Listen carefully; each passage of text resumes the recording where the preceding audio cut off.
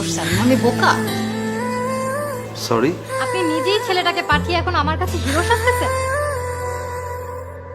আপনি কি মনে করেছেন আমি আপনাকে দেখি না? আপনি আমাকে ভার্সিটির প্রথম দিন থেকেই ফলো করতেছেন, আমার দিকে তাকিয়ে থাকেন, আমার পিছে পিছে আসেন।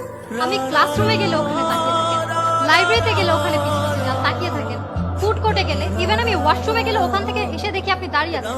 এসব কি? বিষয়টা আসলে এমন না। ও, বিষয়টা এমন না তো বিষয়টা কেমন?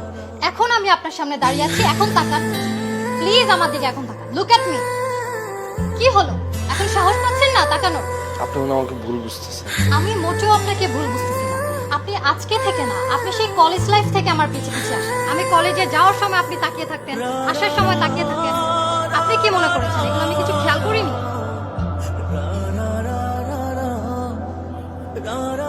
কিন্তু আমি চাই আপনি আমার দিকে সবসময় তাকিয়ে থাকেন, সারা জীবন তাকিয়ে থাকেন।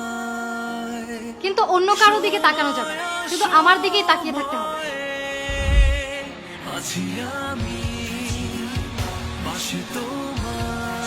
কি পারবেন তো সারা জীবন আমার দিকে তাকিয়ে থাকতে?